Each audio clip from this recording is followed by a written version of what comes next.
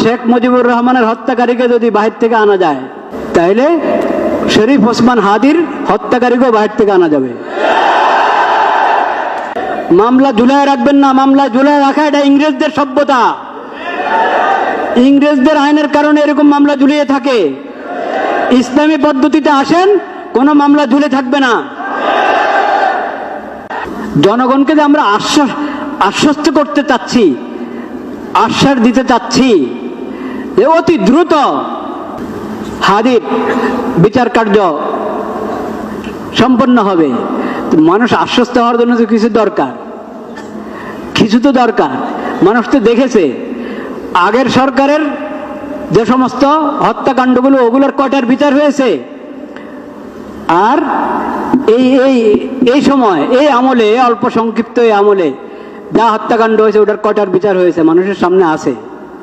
খালি বললে হবে না, প্রয়োগ করতে হবে ইসলামী বিধান। খালি গণতন্ত্রের নাম নিয়ে মানুষকে শান্ত করা যাবে না। মানুষ দেখেছে গণতন্ত্র।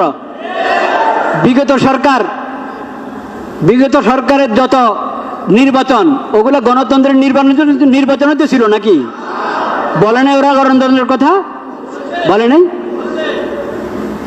যতদিন আল্লাহর বিধানের কথা বলতে লজ্জা পাবেন, দেশে শান্তি আনতে পারবেন না।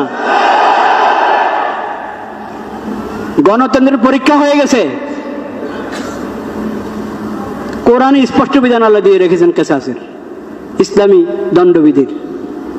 কোরআন তেলাওয়াত করেন না। আল্লাহ রাব্বুল আলামিনের নাম নিচ্ছি, হাদির জন্য পুরা দেশে দোয়া হবে, পুরা দেশে দোয়া হবে জুমার পরে। ওটা তো হাদি পাবে, আপনি কি পাবেন? সমাজ কি পাবে? সরকার কি পাবে? সমাজ এবং সরকার এবং দেশে শান্তি শৃঙ্খলা ফিরে আসতে হলে আল্লাহর বিধান প্রয়োগ করতে হবে। কেসাসের বিধান আল্লাহ যেভাবে দিয়েছেন সেভাবে প্রয়োগ করেন। মামলা ঝুলায় রাখবেন না, মামলা ঝুলায় রাখা এটা ইংরেজদের সভ্যতা। ইংরেজদের আইনের কারণে এরকম মামলা ঝুলিয়ে থাকে। ইসলামী পদ্ধতিতে আসেন, কোনো মামলা ঝুলে থাকবে না। ইসলামের দ্বন্দ্ববিধি এবং ইসলামের কেসাস যদি প্রয়োগ করতে পারি আমরা সাহস করে, তাহলে ইনশাআল্লাহ সমাজে পূর্ণ শৃঙ্খলা এবং শান্তি নিরাপত্তা ফিরে আসবে। আল্লাহ রাব্বুল আলামিন সেই তৌফিক নসিব করেন। এখন কি হয়? বিশৃঙ্খলা সৃষ্টিকারীরা জেলে ঢুকলে আবার জামিন পায়। বিশৃঙ্খলা সৃষ্টিকারী কেন জামিন পাবে? অন্যায়ভাবে জেলে ঢুকে জামিন পায় না, হয় কিনা? এরকম ঘটনা আছে।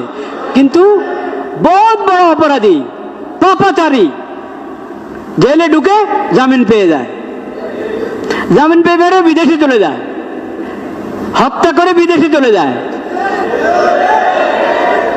হত্যাকারীদের মুজিবুর রহমান, শেখ মুজিবুর রহমানের হত্যাকারীকে যদি বাহির থেকে আনা যায়, তাহলে শরীফ ওসমান হাদির হত্যাকারীকেও বাহির থেকে আনা যাবে।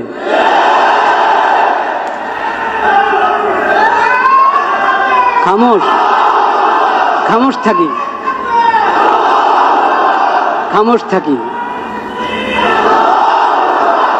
উপলব্ধি করার চেষ্টা করি। ভাইরা আমার, উপলব্ধি করার চেষ্টা করি, শরীয়তকে বোঝার চেষ্টা করি, উপলব্ধি করার চেষ্টা করি।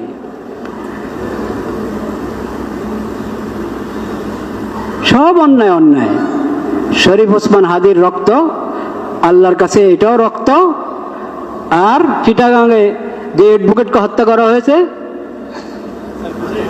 সাইফুল ইসলাম আলিফ, তার রক্ত আল্লাহর কাছে রক্ত। যার খুন হওয়ার পরে, অন্যায় খুন হওয়ার পরে পুরা দেশ একসাথে জেগে উঠে, তার রক্ত আল্লাহর কাছে রক্ত। আর যার হত্যার পর আওয়াজ করার কেউ নাই, প্রতিবাদ করার কেউ নাই, কোনো সাংবাদিকও উপস্থিত না যে এটাকে রিপোর্ট করবে, তার রক্ত আল্লাহর কাছে রক্ত। এই জন্য আল্লাহ রাব্বুল আলামিন অন্যায় হত্যার যে শাস্তি, কেসাস, যে শাস্তি, ও শাস্তির নাম আল্লাহ দিয়েছেন কেসাস। কেসাস শব্দের অর্থ মানে বরাবর সরাবর, সমতা আছে। এটার মধ্যে কি আছে? সমতা আছে। আল্লাহর কাছে সব বরাবর, সব বরাবর। আবু বকর সিদ্দিক রাদিয়াল্লাহু তাআলা আনহু, নবীদের পরে যার চেয়ে উত্তম ব্যক্তি সূর্য দেখে নাই, সে আবু বকর সিদ্দিক রাদিয়াল্লাহু তাআলার রক্ত আল্লাহর কাছে যেমন মূল্যবান, একবারে সাধারণ থেকে সাধারণ একজন মুসলিমের রক্ত আল্লাহর কাছে মূল্যবান। শাস্তি এক, শাস্তি এক। আবু বকর সিদ্দিক রাদিয়াল্লাহু তাআলার মতো নবীর পরে তার মতো আর মানুষ হয় না, কিন্তু কথার কথা বলছি, তার মতো কাউকে কেউ হত্যা করলো, সেখানেও যে হত্যাকারী শুধু তার থেকে কেসাস নেওয়া হবে, তাকেই বিচার হিসাবে হত্যা করা হবে। একজনের জন্য 10 জন নয়, একজনের জন্য 10 জন নয়। আর একবারে সাধারণ যে, তার ব্যাপারেও যে হত্যা করেছে, যত বড় সম্মানী ব্যক্তি হোক সে সমাজে, যে হত্যা করেছে তাকে বিচারে আওতায় আনতে হবে, তাকে হত্যা করবে তার পরিবর্তে। এই না যে উনি যেহেতু বহুত বড় মানুষ ওনাকে মাফ করে দেওয়া হোক। ইসলামী শরীয়তে এসব নাই। প্রধান বিচারপতি বিচারের আওতার বাইরে, প্রেসিডেন্ট বিচারের আওতার বাইরে, প্রধান উপদেষ্টা বিচারের আওতার বাইরে। ইসলামে এসব বিধান নাই। সবাই সমান, আল্লাহর কাছে সবার রক্ত বরাবর,